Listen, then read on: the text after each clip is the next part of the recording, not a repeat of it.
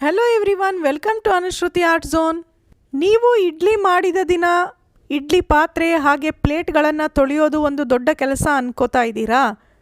ನಾನಿವತ್ತು ನಿಮಗೆ ಕೆಲವು ಐಡಿಯಾಗಳನ್ನು ತೋರಿಸ್ತಾ ಇದ್ದೀನಿ. ಇದರಿಂದ ಇಡ್ಲಿ ಪಾತ್ರೆಗಳನ್ನು ಬೇಗನೆ ಹಾಗೆ ನೀಟಾಗಿ ಕ್ಲೀನ್ ಮಾಡ್ಕೋಬಹುದು. ಬೆಳಗ್ಗೆ ಸ್ಕೂಲು ಆಫೀಸು ಅನ್ನೋ ಗಡಿಬಿಡಿನಲ್ಲಿ ಇಡ್ಲಿಗಳನ್ನು ತೆಗೆದು ಪ್ಲೇಟ್ನ ಹಾಗೆ ಬಿಟ್ಬಿಟ್ಟಿರ್ತೀವಿ. ಅದು ಪೂರ್ತಿಯಾಗಿ ಒಣಗಿ ಬೇಗನೆ ತೊಳೆಯೋದಕ್ಕೆ ಬರೋದಿಲ್ಲ. ಅದಕ್ಕೆ ನೀವು ನೋಡಿ, ಪ್ಲೇಟ್ಗಳನ್ನು ಮೊದಲು ಸ್ವಲ್ಪ ಹೊತ್ತು ನೀರಿನಲ್ಲಿ ಹಾಕಿಡಬೇಕು. ನಿಮ್ಮ ಹತ್ರ ದೊಡ್ಡ ಪಾತ್ರೆ ಅಥವಾ ಟಬ್ ಇದ್ದರೆ ಅದರಲ್ಲಿ ನೀರು ತುಂಬಿಸ್ಬಿಟ್ಟು ಇಡ್ಲಿ ಪಾತ್ರೆಗಳನ್ನು ನೆನೆಸಿಡಬಹುದು. ಅಥವಾ ಈ ತರಹ ಸಿಂಕ್ನಲ್ಲೇ ನೀರು ಬಿಟ್ಟು ಸ್ವಲ್ಪ ಹೊತ್ತು ಇಡಬಹುದು. ನೋಡಿ, ಈ ತರಹ ನೀವು 10 ನಿಮಿಷ ನೀರಿನಲ್ಲಿ ಬಿಟ್ಟುಬಿಟ್ರೆ ಪ್ಲೇಟ್ಗಳಲ್ಲಿ ಸೈಡಿಗೆ ಹತ್ಕೊಂಡಿರುವ ಇಡ್ಲಿ ಹಿಟ್ಟಿನ ಅಂಶ ಚೆನ್ನಾಗಿ ತೆಗೆಯೋಕೆ ಬರುತ್ತೆ. ನೋಡ್ತಾ ಇದ್ದೀರಲ್ವ, ಒಂದು ಚಿಕ್ಕ ಸ್ಪೂನ್ನಿಂದ ಈ ರೀತಿ ನೀವು ಮಾಡ್ತಾ ಹೋದರೆ ಪೂರ್ತಿಯಾಗಿ ಅದಕ್ಕೆ ಅಂಟಿರುವಂತಹ ಹಿಟ್ಟು ಬಿಟ್ಕೊತಾ ಬರುತ್ತೆ.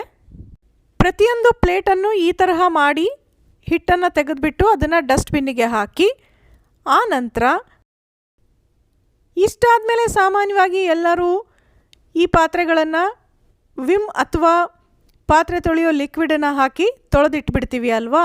ಆದರೆ ನಾನಿವತ್ತು ತೋರಿಸೋ ಐಡಿಯಾದಿಂದ ಪಾತ್ರೆ ಚೆನ್ನಾಗಿ ಕ್ಲೀನ್ ಆಗೋದಷ್ಟೇ ಅಲ್ಲ, ಯಾವುದೇ ರೀತಿಯ ವಾಸನೆಯೂ ಕೂಡ ಪಾತ್ರೆಗಳಲ್ಲಿ ಉಳಿಯೋದಿಲ್ಲ. ಅದಕ್ಕೋಸ್ಕರ ನೋಡಿ, ಇಲ್ಲಿ ಒಂದು ಚಿಕ್ಕ ಪ್ಲೇಟ್ನಲ್ಲಿ 1 ಚಮಚ ಸೋಡಾ ಪುಡಿ ಹಾಗೆಯೇ 1 ಚಮಚ ಉಪ್ಪನ್ನು ಸೇರಿಸಿ ತಗೊಂಡಿದ್ದೀನಿ.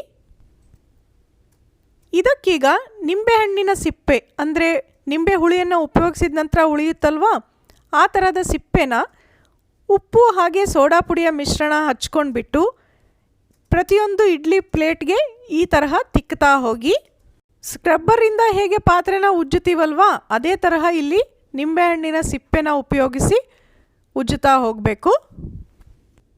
ಎಷ್ಟೇ ಗಟ್ಟಿಯಾಗಿ ಹಿಂಡಿದರೂ ಕೂಡ ನಿಂಬೆಹಣ್ಣಿನ ಹುಳಿ ಸ್ವಲ್ಪನಾದರೂ ಇದರಲ್ಲಿ ಉಳಿದಿರುತ್ತಲ್ವ, ಅದನ್ನು ಹಾಗೆ ಸುಮ್ಮನೆ ಬಿಸಾಕೋದಕ್ಕಿಂತ ಈ ತರಹ ಪಾತ್ರೆ ತೊಳೆಯೋದಕ್ಕೆ ಉಪಯೋಗಿಸಬಹುದು. ವೇಸ್ಟ್ ಅಂತ ಬಿಸಾಕುವ ಸಿಪ್ಪೆಯಿಂದ ಪಾತ್ರೆ ಕೂಡ ಕ್ಲೀನ್ ಆದಾಗೆ ಆಗುತ್ತೆ ಅಲ್ವಾ? ಇನ್ನು ನೋಡಿ, ಈ ನಿಂಬೆಹಣ್ಣಿನ ಸಿಪ್ಪೆಯನ್ನು ಈ ತರಹ ಉಲ್ಟಾ ಮಾಡ್ಕೊಂಡ್ಬಿಡಿ, ಆಗ ಉಜ್ಜೋದಕ್ಕೆ ಈಸಿ ಆಗುತ್ತೆ. ಫ್ರೆಂಡ್ಸ್, ಈ ತರಹ ನಿಮಗೆ ಪ್ರತಿದಿನ ಉಪಯೋಗವಾಗುವಂತಹ ಟಿಪ್ಸ್ಗಳು ನಮ್ಮ ಚಾನಲ್ನಲ್ಲಿ ತುಂಬಾ ಇದೆ. ನೀವು ನೋಡಿರಲಿಲ್ಲ ಅಂದರೆ ಒಂದು ಸಲ ಪ್ಲೇ ಲಿಸ್ಟ್ನ ಚೆಕ್ ಮಾಡಿ ನೋಡಿ. ಇಷ್ಟಾದ ಮೇಲೆ ಈಗ ಎಲ್ಲ ಪ್ಲೇಟ್ಗಳನ್ನು ನೀರಿನಿಂದ ತೊಳೆದ್ಬಿಡಿ. ಇಲ್ಲಿ ಮತ್ತೆ ಪ್ಲೇಟ್ಗಳನ್ನು ಸೋಪ್ ಹಚ್ಚಿ ತೊಳೆಯೋ ಅವಶ್ಯಕತೆ ಕೂಡ ಇಲ್ಲ. ನೋಡಿ, ಈಗ ನಿಮಗೆ ಗೊತ್ತಾಗ್ತಾ ಇದೆ ಇಡ್ಲಿ ಪ್ಲೇಟ್ ಎಷ್ಟು ಚೆನ್ನಾಗಿ ಕ್ಲೀನ್ ಆಗಿದೆ ಅಂತ. ಸ್ವಲ್ಪವೂ ಹಿಟ್ಟಿನ ಅಂಶ ಉಳಿಯೋದಿರೋದಿಲ್ಲ, ಹಾಗೆಯೇ ಇದರಲ್ಲಿ ಯಾವುದೇ ರೀತಿಯ ವಾಸನೆ ಕೂಡ ಉಳಿಯೋದಿಲ್ಲ. ಈಗ ಇಡ್ಲಿ ಪ್ಲೇಟ್ಗಳೆಲ್ಲ ಕ್ಲೀನ್ ಆದಂಗಾಯಿತು. ಇನ್ನು ಇಡ್ಲಿ ಪಾತ್ರೆನ ಕ್ಲೀನ್ ಮಾಡಬೇಕಲ್ವಾ? ಬನ್ನಿ ಈಗ ಇಡ್ಲಿ ಪಾತ್ರೆನ ಹೇಗೆ ಕ್ಲೀನ್ ಮಾಡ್ಕೊಳ್ಳೋದು ನೋಡೋಣ. ನೋಡಿ, ಪಾತ್ರೆನ ಒಲೆ ಮೇಲೆ ಇಟ್ಬಿಟ್ಟು ಇದರ ಒಳಗಡೆ 1 ಗ್ಲಾಸ್ ನೀರು ಹಾಕಿ ಕುದಿಯೋದಕ್ಕೆ ಬಿಡಿ. ಈಗ ಇದರೊಳಗೆ ಉಪ್ಪು ಹಾಗೆ ಸೋಡಾ ಪುಡಿಯ ಮಿಶ್ರಣ ಇತ್ತಲ್ವ, ಅದು ಹಾಗೆಯೇ ಉಜ್ಜೋದಕ್ಕೆ ಬಳಸಿದಂತಹ ನಿಂಬೆಹಣ್ಣಿನ ಸಿಪ್ಪೆ ಎಲ್ಲವನ್ನು ನೀರೊಳಗಡೆ ಹಾಕಿ ಒಂದು 5-6 ನಿಮಿಷ ಇದನ್ನು ಕುದಿಯೋದಕ್ಕೆ ಬಿಟ್ಬಿಡಿ. ನಂತರ ನೋಡಿ, ಈ ನೀರನ್ನೆಲ್ಲ ಚೆಲ್ಲಿಬಿಟ್ಟು ಅದರೊಳಗಿರೋ ನಿಂಬೆಹಣ್ಣಿನ ಸಿಪ್ಪೆ ಇತ್ತಲ್ಲ, ಅದರಿಂದಾನೇ ಈ ಪಾತ್ರೆನ ಸೈಡಲ್ಲೆಲ್ಲ ಉಜ್ಕೊಳ್ಳಿ. ಇದರಲ್ಲಿ ಈಗಾಗಲೇ ಸೋಡಾ ಪುಡಿ ಹಾಗೆಯೇ ಹುಳಿಯ ಮಿಶ್ರಣದ ನೀರು ಕುದಿಸಿರೋದ್ರಿಂದ ಯಾವುದೇ ರೀತಿಯ ಗಲೀಜು ಉಳಿದಿರೋದಿಲ್ಲ. ಹಾಗೆಯೇ ಇಡ್ಲಿ ಪಾತ್ರೆಯ ತಳಭಾಗದಲ್ಲಿ ನೀರಿನ ಕಲೆಗಳಾಗಿರುತ್ತಲ್ವ, ಅದು ಕೂಡ ಇದರಿಂದ ಹೋಗುತ್ತೆ. ನೋಡಿ, ಈ ನಿಂಬೆಹಣ್ಣಿನ ಸಿಪ್ಪೆಯಿಂದಾನೇ ಪೂರ್ತಿ ಪಾತ್ರೆಯನ್ನು ಉಜ್ಕೊಂಡ ನಂತರ ಇದನ್ನು ನೀರಿನಿಂದ ತೊಳೆದುಬಿಟ್ರೆ ಆಗೋಯ್ತು. ಇಲ್ಲೂ ಕೂಡ ಸೋಪನ್ನು ಬಳಸೋ ಅವಶ್ಯಕತೆ ಬರೋದಿಲ್ಲ. ನೋಡ್ತಾ ಇದ್ದೀರಲ್ವ, ಸ್ವಲ್ಪವೂ ಸೋಪು ಕೂಡ ಬಳಸದೆ ಇಡ್ಲಿ ಪಾತ್ರೆ ಹಾಗೆಯೇ ಇಡ್ಲಿ ಪ್ಲೇಟ್ಗಳನ್ನು ಎಷ್ಟು ಚೆನ್ನಾಗಿ ಕ್ಲೀನ್ ಮಾಡ್ಕೋಬಹುದು ಅಂತ.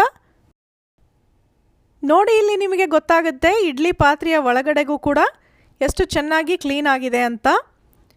ನೀವು ಕೂಡ ಖಂಡಿತ ಈ ಟಿಪ್ನ ಫಾಲೋ ಮಾಡಿ. ಪರಿಣಾಮ ಹೇಗನ್ನಿಸ್ತು ಅಂತ ಕಮೆಂಟ್ ಮಾಡಿ ತಿಳಿಸೋದನ್ನು ಮರಿಬೇಡಿ. ನಿಮ್ಮೆಲ್ಲರಿಗೂ ಈ ವಿಡಿಯೋ ಇಷ್ಟ ಆಯಿತಾ?